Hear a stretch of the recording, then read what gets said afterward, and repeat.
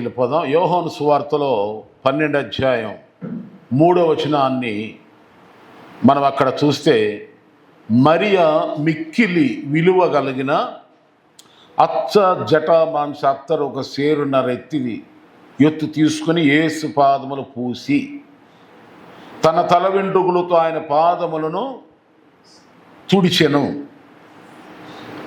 ఇల్లు అత్తరు వాసనతో నిండెను అని యోహాను సువార్త 12వ అధ్యాయం 3లో మనం ఇలా చూస్తాం. మరలా మార్కు సువార్త 14వ అధ్యాయం 3లో ఏముందంటే, మరో స్త్రీ, మార్కు సువార్త 14వ అధ్యాయం 3లో ఏముందంటే, బేతనియలో కుష్ఠరోగి అయిన సీమోని ఇంట భోజనాన్ని కూర్చున్నప్పుడు ఒక స్త్రీ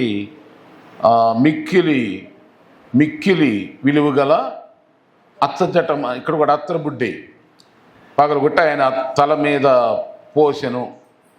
ఈమె నా శక్తి కొలదుగా అని ఆయన అంటాడు. 8వ వచనం అంటాడు, చేసింది ముందుగానే, నా మరణానికి ముందే నా శరీరాన్ని అభిషేకించేసింది అని యేసు ప్రభువారు అంటాడు. తర్వాత లూకా సువార్త 7వ అధ్యాయంలో 36వ వచనం నుండి చూస్తే, అక్కడేమో పాపాత్మురాలైన ఒక స్త్రీ యేసు ఒక ఇంట భోజనాన్ని కూర్చున్నాడని తెలుసుకుని అక్కడికి వెళ్ళి, మీ అందరికి తెలుసు ఆమె ఏం చేసింది, ఆమె కాళ్ళను కన్నీళ్లతో కడిగి యేసు ప్రభుకి తల వెంట్రుకలతో తుడిచింది, అత్తరు పోసింది. మనం వింటున్నాము ఇవన్నీ. నేను ఈ 3 సందర్భాల్లో విలువైనటువంటి అత్తరును వాళ్ళు ఏం చేశారు, యేసు ప్రభుకి తల మీద కాళ్ళ మీద పూసారు అని ఇక్కడ మనం చూస్తున్నాం. మన అంశం ఏంటంటే, ఈరోజు విలువైనది యేసు ప్రభుకి చెల్లించారు. మరి ఇప్పుడు దేవుని దృష్టిలో విలువైనది లేక మన జీవితాలకు వెనుకట్టలేని విలువైనవి ఏమిటనేది మీరు తెలుసుకోండి. ఇప్పుడు నేను చెప్తాను, ఒక 7 విషయాలు నేను చెప్తాను, మీరు జాగ్రత్తగా వినండి. చాలా అమూల్యమైన సందేశాలు, విలువైన లేఖనాలు, బాగా బైబిల్ ప్రియులు లేక దేవుడంటే ఇష్టం, ఆశ, తృష్ణ ఉన్నవారికి చక్కని సందేశాలు ఇవి. వాళ్ళకి అర్థమవుతాయి, మిగతా వాళ్ళకి అర్థం కూడా కావు. అందుకని ఇక్కడ లేఖనాల్లో చూస్తే, మనము దేవుని దృష్టిలో మనం ఎలాంటి విలువైన వాళ్ళం అంటే, ఎవరు అసలు విలువైన వారు అసలు? అప్పుడు యేసు ప్రభువారికి విలువ గల అత్తర్ను పూశారు. యేసయ్య కూడా వీళ్ళ జోలికి వెళ్ళమాకండి, వీళ్ళను నన్ను ప్రేమించారు, నా శరీరాన్ని అభిషేకించారని ఆయన వారి యొక్క ప్రేమను రిసీవ్ చేసుకున్నాడు. వాళ్ళ ప్రేమ స్వీకరించాడు, వాళ్ళని అభినందించాడు, కాదనలే. కానీ ఇప్పుడు నేటి దినాల్లో మరి మనం ఎక్కడైనా సరే, ఇన్ని చర్చిలు ఉన్నాయి, ఇన్ని సంఘాలు నడుస్తున్నాయి, ఎక్కడైనా ఎవరైనా ఒక కేజీ అత్తర బాడు తీసుకెళ్ళి ఎక్కడైనా ఒక పాస్టర్ గారి మీద కొమ్మరించినట్టు ఎక్కడ చూసారా? పోని యేసు ప్రభు వారి తర్వాత ఆయన శిష్యులు ఉన్నారు, సేవ చేశారు కదా, వాళ్ళ మీద ఎక్కడైనా కొమ్మరించినట్టు ఉన్నదా? లేదే. మరి యేసు ప్రభు వారు ఒక్కరి మీదనా ఆ అత్తరు పోసింది విలువైనది? అవును, పోసారు. ఇప్పుడు ఆ అత్తరు, ఆ విలువ దేనికి సాదృశ్యం ఉంది అనేది ఇప్పుడు మనం తెలుసుకుందాం. మొట్టమొదటిగా చూసినట్లయితే కీర్తనలు 119:72 వచనంలో, 119 కీర్తన 72లో ఉంటుంది, వేల కొలది వెండి బంగారు నాణెముల కంటే నీవిచ్చిన ధర్మశాస్త్రము నాకు మేలు, బంగారు కంటే అపరంజి కంటే నీ ఆజ్ఞలు నాకు ప్రియంగా ఉన్నాయి అంటాడు. అంటే అర్థం ఏంటంటే, విలువైన వారు, బంగారము కంటే వెలకట్టలేని విలువైన వారు ఎవరై అంటే, వాక్యమును అనుసరించువారు, బైబిల్ ఆజ్ఞను గైకొనువారు. దేవుని మాటే నాకు ముఖ్యం కానీ మీ మాటలు నాకు ముఖ్యం కాదని. అంటే ఎవరు విలువైన వారు? దేనితో దేవునికి మనం వెల చెల్లించగలం? ఆయన మన ఏది కూడా అడగట్లేదు. ఆయన అత్తరు బాటలు కొనండి, సెంటు బాటలు కొనండి అని అంటలైనా, వెలకట్టలేని విలువైనది ప్రపంచములో బంగారు కంటేను. 19వ కీర్తన కూడా మీరు చూస్తే 9-10 వచనాలు ఉంటాయి. 19వ కీర్తన 9-10 వచనాల్లో కూడా ఇది మాటలు ఉంటాయి. అక్కడ ఇంకా స్పష్టంగా రాస్తాడు, అవి బంగారు కంటేను విస్తారమైన మేలిమి బంగారు కంటేను కోరదగినవై తేనె కంటే జుంటే తేనె దారుల కంటే మధురమైనవి. ఏమిటయి మాటలు, దేవుని మాటలు. నీ మాటలు జీవపు ఊటలు, నా చుట్టూరు కోటలు, నేను నడవటానికి బంగారు బాటలు, కోటలు. అర్థం చేసుకుంటే దాని విలువ. అలాగా అనుకుంటాం. దేవుని వాక్యమే మనకు బంగారు బాట, దేవుని వాక్యమే మనకు కోట, అదే మనకు మూట. చూద్దాం ఇక్కడ లేఖనాల్లో నుండి మనం అలా చూసుకుంటా వెళ్తే, వెలకట్టలేని ఈ ప్రపంచములో ఎన్ని ఉన్నాయో అన్నిటికంటే విలువైనది ఏదంటారు చెప్పండి? బంగారం. ఇంకా దానికంటే విలువైన ఏమైనా ఉన్నా అనుకోండి, ఎన్ని విలువైనవి ఉన్నా ఈ విలువైనటువంటి ఖనిజాలంతా, ఖనిజ సంపద అంతా యేసు ప్రభువారే, దేవుడే సృష్టించాడు. ఇదంతా ఇదంతా ఆయన సృష్టి. ఆయన సృష్టించిన దానిని ఆయనకు అర్పించడం పెద్ద గొప్పేం కాదు. యెరూషలేము దేవాలయం కట్టడానికి లారీలు బంగారం ఇచ్చారు మన పితరులు. టన్నులు కొలది బంగారం. అది కూడా ఆయన దృష్టి గొప్ప కాదు. ఇప్పుడు ఏది గొప్ప అని మనం అంటే ఈ వచనాలు బట్టి చూస్తే, బైబిల్ని పట్టుకునే వాడే, ఆజ్ఞలను గైకొని వారే, వాక్యాన్ని గైకొని వారే బంగారు కంటే కూడా విలువైన వారు. రెండవది సామెతల గ్రంథం 20వ అధ్యాయములో 15 వచనం అండి. సామెతల గ్రంథములో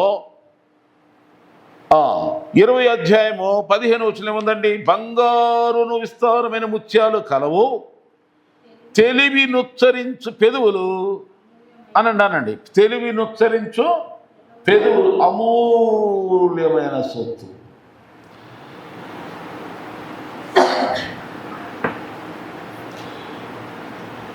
దేవుని నమ్మిన వారు, క్రైస్తవుడు యేసుక్రీస్తుని నమ్మిన వారు దైవికమైన తెలివితేటలు అంటే వీళ్ళకి. అందుకనే దేవునితో బాగా వాక్యం ఎరిగిన వారితో ఎవరైనా డిస్కస్ చేయలేరు.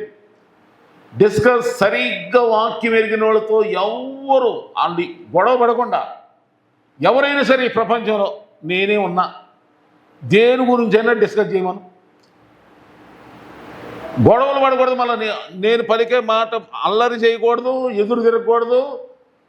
సత్యమా అసత్యమా తెలుసుకుని సత్యానికి లోబడితే చాలు.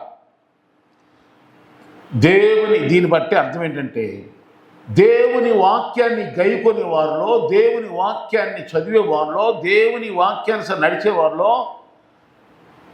తెలివి మామూలుగా ఉండదు. చాలా అది ఆ తెలివే అమూల్యమైన సొత్తు. లోకములో దయ్యం, సైతానుడు మనుషులకు రకరకాల తెలివితేటలు నేర్పిస్తూ ఉంటాడు.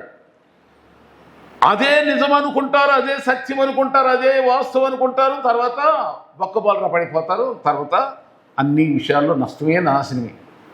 అందుకే తెలివినుచ్చరించే పెదవులు కలిగిన వారు ఉంటే అమూల్యమైన సొత్తు, వెలకట్టలేని ఆస్తిని ఇంట్లో నీ దగ్గర ఉన్నట్టే. ఆ అమూల్యమైన సొత్తు తెలివి ఎక్కడి నుండి వస్తుంది అని మనం మొదట రాజుల గ్రంథం 3వ అధ్యాయం చదవద్దు. కానీ ఒక రాజుగారి కొడుకు, మీకు తెలుసు, దావీదు యొక్క కుమారుడు తర్వాత రాజ్యం చేస్తున్నాడు, రాజు అయ్యాడు సొలొమోను. ఆయన ఏమడిగాడు? దేవుడు వచ్చి నీకేం కావాలి కొడుకు, నీకేం కావాలి కోరుకో అన్నప్పుడు అతను ఏమడిగాడు? అయ్యా తెలివి, జ్ఞానం, వివేచన అన్నాడా లేదా?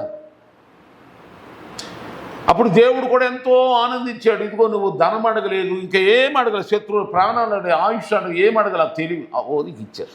ఆర్తిపడింది. చూసారా?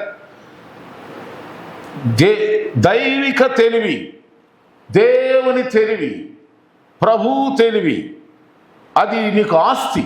దేవుడిచ్చేటువంటి తెలివితేటలు. మూడవదిగా చూడండి, మూడవదిగా సామెతల గ్రంథం 25:11 చూస్తాం.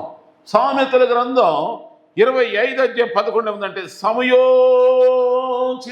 పలుకబడిన మాట చిత్రమైన వెండి పల్లెములలో నుంచబడిన బంగారు పండ్ల వంటిది. బంగారు పండ్లు, బంగారంని పండ్ల రూపంలో చేస్తారు, చాలా అలంకారంగా ఉండి పెట్టుకుంటారు. దానికంటే విలువైన వారు, తనకంటే విలువైన జీవితం ఏదంటే సమయోచితంగా మాట్లాడేవాళ్ళంట, సమయోచితంగా పాటలు పాడేవారు, సమయోచితంగా ప్రార్థన చేసేవారు, సమయోచితంగా ప్రవర్తించేవారు. నవ్వే ప్రసంగి గ్రంథంలో మీకు చదువుకోండి, 3 అధ్యాయంలో ఉంటుంది. ప్రతిదానికి సమయము కలదు. దేనికి? ప్రతిదానికి అని చెప్తూ నవ్వటానికి సమయం ఉంటుంది, ఏడవటానికి సమయం ఉంటుంది. ఉందా లేదా అక్కడ? అన్నీ కొన్ని టైం చెప్తాడు, కాలమ్స్.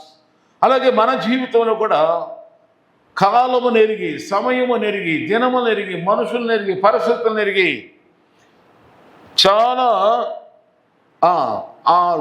సమయోచితముగా ఎవరైతే నడుస్తారో, ఎవరైతే జీవిస్తారో, మాట్లాడతారో వారి మాటలంట బంగారం కంటే వెలకట్టలేనివి. ఆమేన్.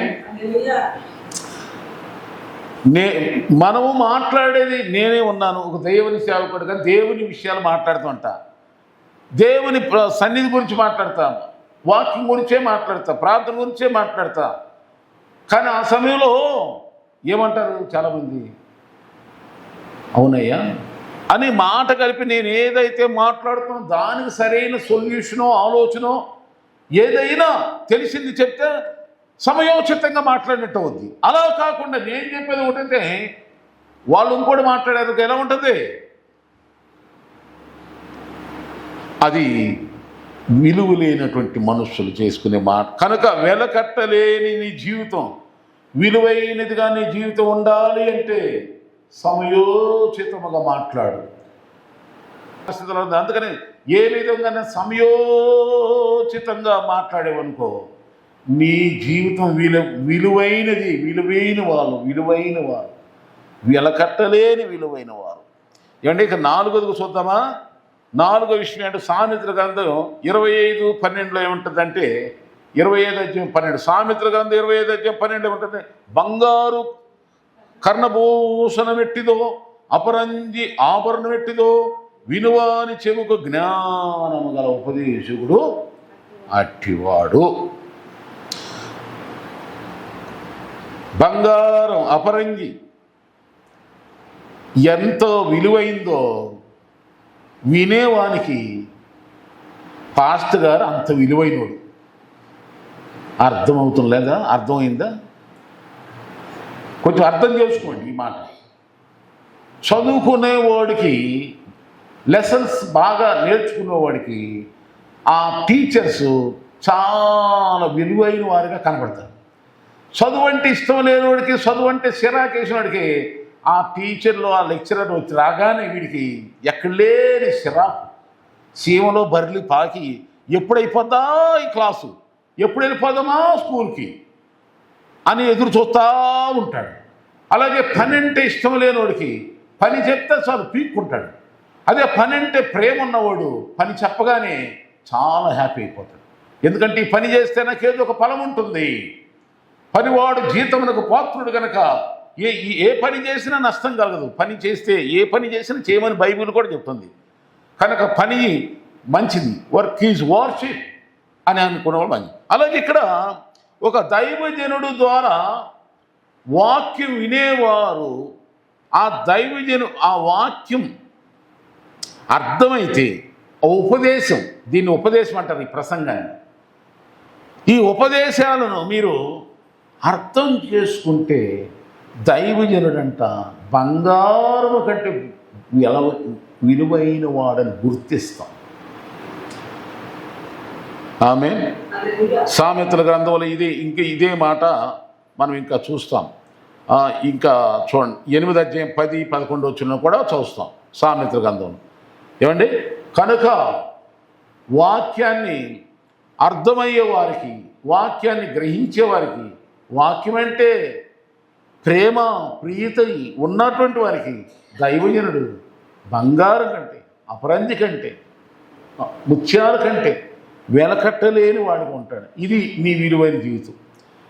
మరియా మార్తల ఇంటికి యేసు ప్రభు వారు వెళ్ళినప్పుడు మరియా యేసు ప్రభు పాదాల దగ్గరే కూర్చున్నట్టు. కానీ ఎవరిని మెచ్చుకున్నట్టు యేసు ప్రభు అక్కడ మరియనే మెచ్చుకున్నాడు. అంటే వాక్యం కొరకు ఆశపడిన ఆమెనే మెచ్చుకున్నాడు.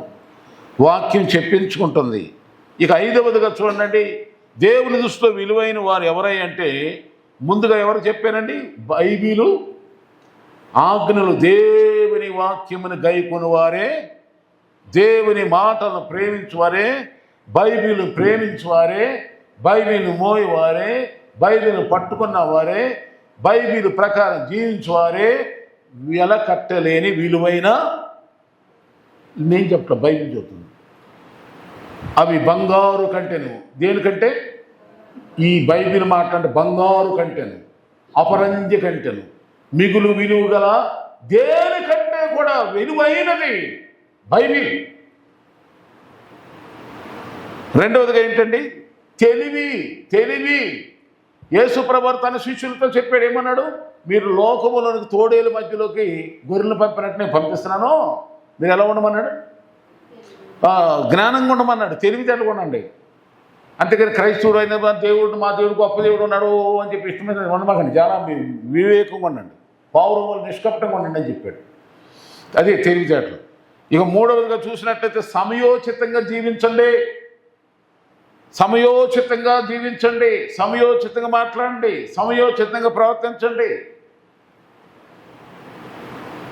4వదిగా చూస్తే ఉపదేశం ఎంత విలువైందో ఉపదేశించే పాస్టర్ గారు విలువను గుర్తించండి. పాస్టర్ గారు విలువను గుర్తించండి. ఆ విలువను ఎవరు గుర్తిస్తారు అంటే ఆ వినే ఇంపున్నవాడు, వాక్యం వినాలే అనేవాడికి, ఉపదేశం చేసేవానికి విలువ పాస్టర్ గారు. ఏమంటే 5వదిగా చూద్దాం. 5వదిగా ఎవరు దేనికంటే మనం గొప్పవాళ్ళంగా ఉంటామంటే చూడండి, సామెతల గ్రంథం, సామెతల 17:3-4 వచ్చిన చూస్తాం. వెండికి మూస తగింది, బంగారుకు కొలిమి తగింది, హృదయ పరిశోధకుడు యెహోవాయే. చెడు నడవడి గలవాడు దోషపు మాటలు వింటాడు, నాలుక హానికరమైన మాటల పలుకుచుండగా అబద్ధికుడు చెవి ఎగుతాడు. అంటే దీని అర్థం ఏంటంటే ప్రతి మాట మనం నమ్మకూడదు, ఆ మాటను అంగీకరించకూడదు. అంటే పరిశోధన చేయాలి. లోకములో మనం ఏం చేద్దాం, అనేక తెల్లారు లేచిన కానివ్వండి ఎన్నో మాటలు వింటూ ఉంటాం.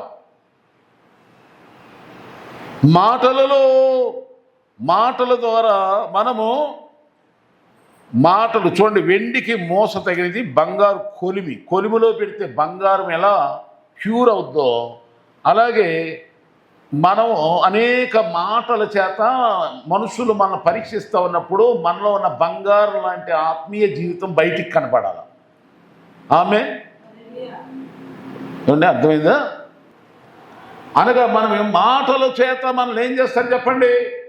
శోధిస్తూ ఉంటారు. ఇదిగో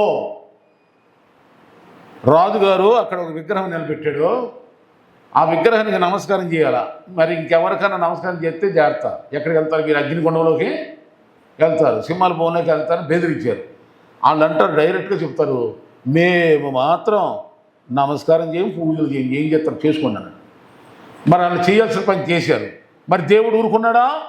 అలాగే ఈ లోకములో రకరకాల మాటలు, రకరకాల చేష్టలు, రకరకాల విధంగా మనల్ని ఏం చేస్తారు అంటే మనల్ని శోధిస్తూ ఉంటారు. ఈ శోధన ద్వారా నువ్వు ఎలా ఉండాలంటే అసలు నీవెవరో నువ్వు కనపరచాలి దేవుడి కోసం.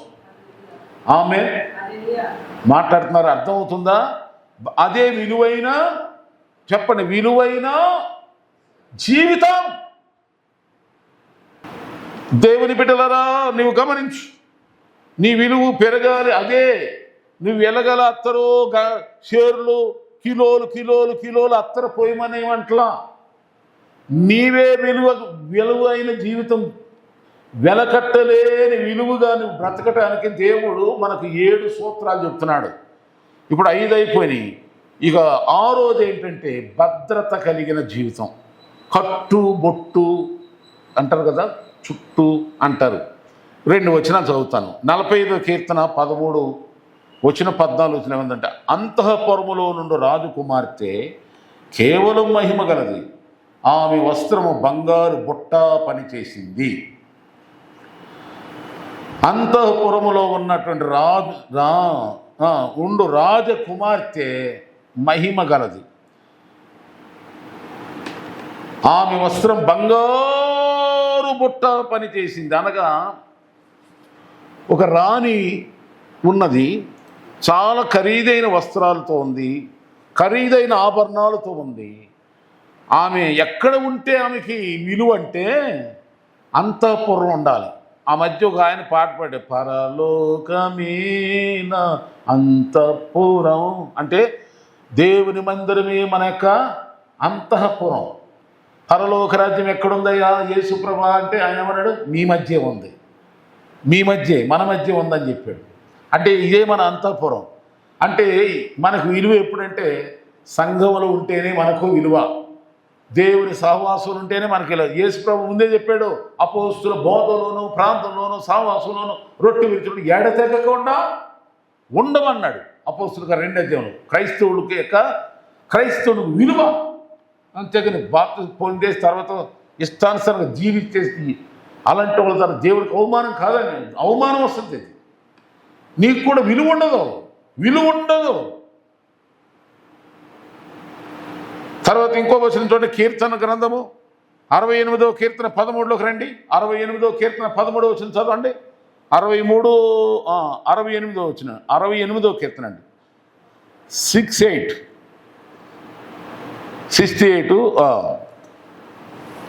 68వ కీర్తన 13వ వచనంలో ఏముందంటే, గొర్రెల దొడ్ల మధ్యను మీరు పండుకొనగా గొవ్వల రెక్కలు వెండితో కప్పబడినట్టున్నది, వాటి ఈకలు రెక్కలు పచ్చని బంగారుతో కప్పబడినట్లు. అబ్బా, కలయిక దొడ్లో ఉన్న గొర్రెలకి చూస్తేనంటే ఎలా కనపడతానంట, పచ్చని బంగారులాగా కనపడతామంట. సంఘంలో సహవాసంలో మనం దేవునితో కలిసి మెలిసి జీవిస్తుంటే దేవుని దృష్టిలో ఎలా ఉంటామంట, పచ్చని బంగారం లాంటి జీవితం అంటది. ఇక చివరగా 7వ పాయింట్ ఏంటంటే, 1 కొరింథీయులకు రాసిన పత్రిక 6:20 ఉంటుంది. 1 కొరింథీ పత్రిక 6:20 ఉంటుంది. మీ దేహము దేవుని వలన మీకు అనుగ్రహించబడింది, మీలో ఉన్న పరిశుద్ధాత్మ ఆలయమున మీరు ఎరుగనా. ఇక చూడండి, మీరు మీ సొత్తు కారు, విలువ పెట్టి కొనబడిన వారు గనక మీ దేహాలతో దేవుణ్ణి మహింపరచండి అని మీరు మొదటి నుండి చూసుకుంటే 1 కొరింథీ పత్రిక 6:15 వచనం నుండి అంత చదవచ్చు. కానీ నేను 20వ వచనమే చదివాను. ఆ 20వ వచనం ఏముందండి, మీ విలువ పెట్టి కొనబడ్డామంటది. ఏమిటి చెప్పండి, మన విలువ దేంతో కొన్నాడు యేసయ్య? ఒక మాట అన్నాడు, మీకు తెలిసినంత కూడా చెప్పండి. ప్రభువు మనల్ని మనమంటే విలువ పెట్టి కొన్నాడంట. ఏ విలువ పెట్టి కొన్నాడు యేసయ్య మనల్ని? రక్తం, వెలకట్టలేని విలువైన రక్తం, పరిశుద్ధ రక్తం, పవిత్ర నీతిమంత. ఇంకొక మాట చదువుతాం దానికి సంబంధించింది. 1 కొరింథీ పత్రికలో అందులోనే కదా 7:23లో కూడా ఉంది. 7:23లో ఉందండి. 7:23 చదువుతారా? 1 కొరింథీ పత్రిక 7:23 చదువుతారా? మీరు విలువ పెట్టి కొనబడిన వారు గనుక మనుషులు చెప్పినట్టు వినమాకండి. మా సార్ చెప్పాడో, మా అయ్య చెప్పాడో, మా అమ్మ చెప్పిందో, మా సుబ్బడు చెప్పాడో, మా స్నేహితుడు చెప్పాడు అనకూడదు. నువ్వెందుకంటే విలువ పెట్టి కొనబడిన వారు గనక మనుషులకు దాసులు కావద్దు. మనుషులకి కాదు, దేవునికే ప్రాధాన్యత ఇద్దాం. దేవుని స్తోత్రం. ఇలా ఉంటే ఈ 7 అనుభవాలు ఎవరిలో ఉంటాయో వారు వెల కలిగిన వారు, విలువైన జీవితాలు కలిగిన వారు, విలువైన క్రైస్తవులు, విలువైనటువంటి ఆత్మీయులు. ఈ 7 అనుభవాలు లేవు అనుకోండి, ఎవరికైనా సరే, మీకైనా నాకైనా విలువ ఉండదండి. ఎక్కడికి వెళ్ళినా పైకి బాగానే మాట్లాడతారు నీతో. ఇందులో ఎవరైనా అంతే, నీ ఇంటి వాళ్ళైనా సరే, నీ బంధువులైనా సరే, పైకి బాగా మాట్లాడతారు. కానీ తర్వాత నువ్వు కొంచెం వెళ్ళగానే ఎక్కిరించుకుంటారు, ఏలం చేస్తారు. ఆ పక్క వాళ్ళకి చెప్పుకుంటారు, మా వాళ్ళు అది కాదు. కనుక నా ప్రియ దేవుని బిడ్డలారా, నీవు విలువైన క్రైస్తవుడివేనా? నువ్వు మరియా, ఆ పాపాత్మురాలు, ఇంకా స్త్రీలు ఏం చేశారంటే యేసు ప్రభుకి విలువైన అత్తర్ని పూశారు. ఒకరిని ఏదన్నా దేవునికి నువ్వు ఏదైనా ఇస్తే, కానుకలు ఏదైనా ఇవ్వు, కానీ అది కాదు దేవుని దృష్టిలో విలువైంది. దేవుని దృష్టిలో విలువైంది అది కాదు. అసలు నువ్వే, నీ క్రియలే, నీ భక్తే, నీ ప్రార్థనే, నీ మాటే, ఈ 7 విషయాలు మరలా వినండి. నువ్వు దేన్ని వింటున్నావు? వాక్యం వింటున్నావు? ఎప్పుడైనా వాక్యం వినటానికి ఇష్టపడుతున్నావా? ఆ ఇంపుని పెంచుకోండి. మనం దేనికి అలవాటు పడితే అదే వినాలనిపిస్తుంది. ఒకప్పుడు నేను సినిమా స్టోరీలు అంటే చెవులు కోసుకునేవాడిని. కానీ ఎప్పుడైతే నేను దేవుని యొక్క వాక్యానికి అలవాటు పడ్డానో, నాకేంటో అసలు లేదు, ఇందులో సారం లేదు బాబు, అన్నట్టు ఉంటుంది. అప్పుడు ఈ లేఖనాలు వినటానికి ఎక్కడెన్నో వాక్యం చెప్తున్నా, ఆ చిన్నోళ్ళు చెప్పని, పెద్దోళ్ళు చెప్పని, ఎవరు చెప్పినా చక్కగా ఒక విశ్వాస చెప్పినా వినాలనే ఆశ కలుగుతుంది. నాకు అందులో ఉన్న మాధుర్యం అర్థం చేశాడు నా ప్రభు. ఆ వాక్యంలో ఉన్నటువంటి ఆ టేస్ట్ ఎప్పుడైతే నాకు తెలిసిపోయిందో, పిల్లోడు చెప్పండి, పెద్దోడు చెప్పండి, ఈ వాక్యం చెప్పారంటే చాలు, నాకు చాలా ఇష్టం.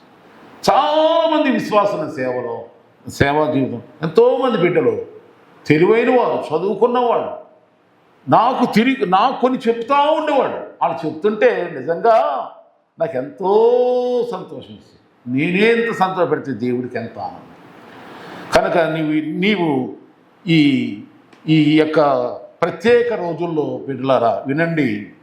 నీవు యేసు ప్రభువుకు మరణాన్ని అప్పగించబడక ముందుగా ఆయనకి ఏం చేశారు? మిక్కిలి విలువ గల అత్తరు జటామాంసి ఆయనకు పూశారు. మరి నువ్వు ఈ రోజుల్లో నువ్వు వెళ్ళి ఒకే కిలో బాటిల్, అత్తర బాటిల్ కొనుక్కురామని చెప్పట్లా నేను, లేకపోతే కిలో బంగారం కొనమని నీకు చెప్పట్లా, లేకపోతే ఇన్ని కట్లో కరెన్సీ ఇవ్వండి అని అనట్లే, లేకపోతే నీకు ఏ ఆహార పదార్థాలు అవి ఇవన్నీ కాదు చెప్పేది. అసలు నువ్వే విలువైన వాడిగా, విలువైన బిడ్డగా ఉంటే దాన్ని దేవుడు స్వీకరించి, నిన్ను అంగీకరించి, నిన్ను ఆశీర్వదించి, నీ గురించి సర్వలోకము ప్రచురించేలాగా, ప్రబలమయ్యేలాగా నీ భక్తి జీవితాన్ని దేవుడు ఆశీర్వదిస్తాడు, దేవుడు దీవిస్తాడు. ఆమేన్. ఈ ప్రసంగం ద్వారా మనం నేర్చుకోవాల్సింది, ప్రభువా నేనే నీకు వెలకట్టలేని విలువైగా నేను నా జీవితాన్ని, నా భక్తిని, నా ప్రార్థన, నా ధ్యానం, నా గానం, నా ఆత్మీయ నడక, ప్రవర్తన అంతయు ఎంతో విలువైనదిగా ఉండునుగాక.